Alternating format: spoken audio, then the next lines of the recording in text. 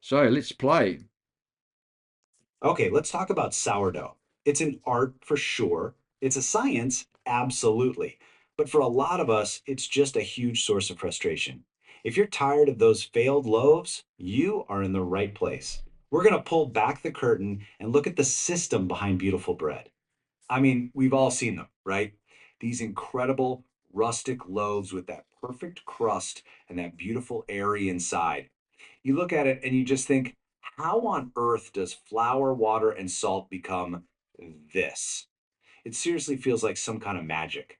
But let's be honest, for so many of us, the reality of baking sourdough isn't magic, it's just frustrating. This Reddit user pretty much sums it up. After 2 whole months of failing, I've given up. And you know what? They are not alone. That feeling of pulling another dense, gummy, rock like loaf out of the oven, it can make you want to just throw in the towel. I'm still listening. I'm But just going here's to the get thing. our coffee. What if baking great sourdough isn't about finding some magic secret recipe? What if it's really about understanding a system? Let's try to reframe this whole thing. Stop thinking about it like you're following a rigid set of instructions and start thinking of yourself as the conductor of an orchestra where every single element has to work together in harmony. All right, section one, the sourdough puzzle. This is where we make that big mental shift, okay? We're going from seeing this as a bunch of frustrating mismatched puzzle pieces to a series of confident experiments. So, the first and most crucial thing you have to do is let go of this myth that there's one perfect secret recipe out there. The reality, and any experienced baker will tell you this, is that there is no single right way to make sourdough. Success comes from understanding the variables and learning how to tweak them to get the bread you want. Section 2, meet your starter. So, if we're conducting an orchestra, we need a conductor, right? The one who sets the pace and brings the whole performance to life. Well, in the world of sourdough, that's your starter. So, what even is this stuff?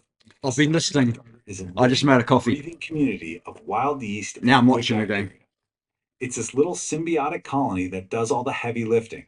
I mean, it leavens your dough, gives it that amazing tangy flavor, and all without a single grain of commercial yeast. It's pretty amazing. A healthy starter has a really clear life cycle. You can see it right here. On the left, it's hungry. It looks kind of flat. Maybe there's a little liquid on top. In the middle, boom, it's just been fed fresh flour and water. And then on the right, that's the magic moment. It's ripe, it's active, it's full of bubbles. That is exactly what you're waiting for. So the $1 million question is, how do you know it's ready?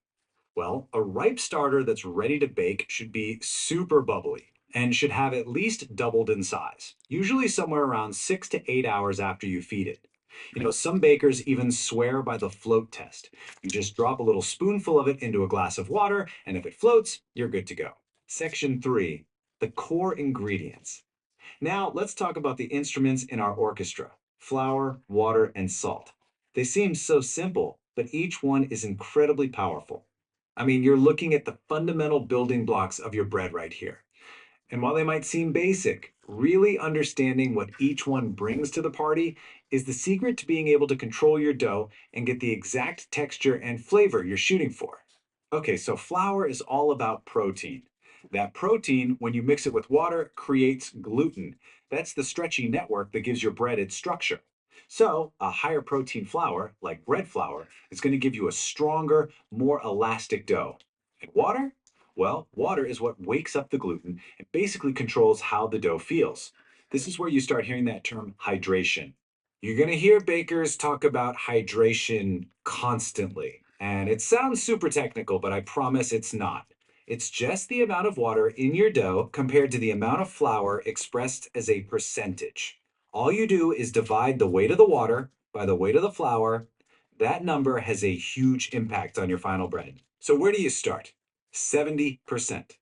Think of this as the perfect starting Test on the point. outside, bud. A 70% hydration dough is way more manageable, it's less sticky, it's more forgiving. It'll still give you a fantastic loaf with a beautiful crumb, but it won't feel like you're wrestling an octopus. Once you nail this, then you can start experimenting with higher hydrations. And finally, salt. Oh, it's not just there for taste. In our sourdough orchestra, salt is like the brake pedal. It tightens up the gluten structure and, this is crucial, it slows down how fast the yeast works. And a slow, controlled fermentation is exactly what we want because that extra time is where all the complex, delicious flavors develop. Section 4, time and temperature. Okay, so beyond our physical ingredients, we have these two invisible variables that honestly control everything: time and temperature. They work together to set the tempo of your bake. Temperature is the ultimate gas pedal for fermentation.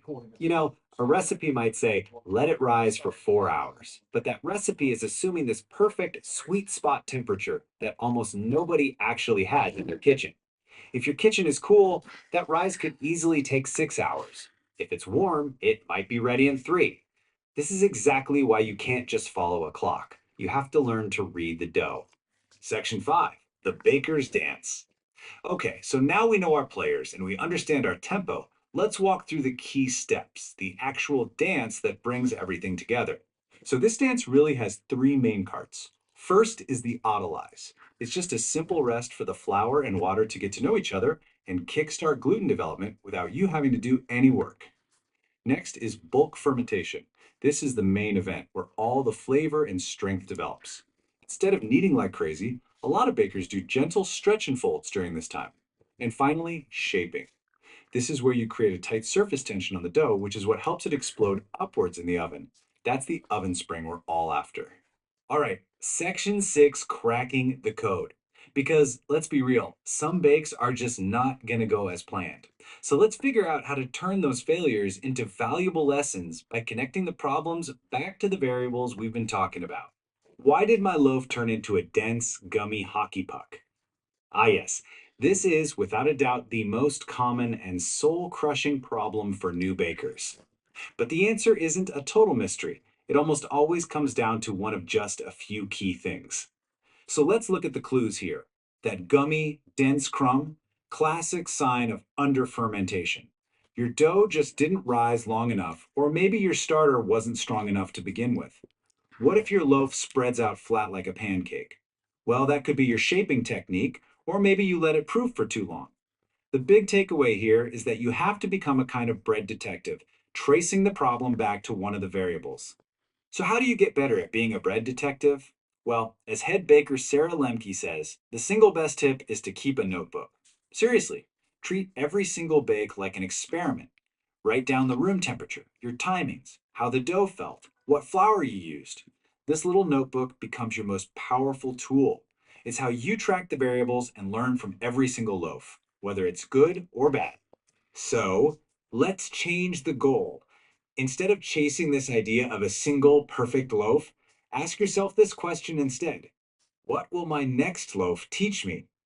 That's the mindset shift. That is how you move from total frustration to real mastery, one delicious experiment at a time. Well, there you go. Wasn't that good?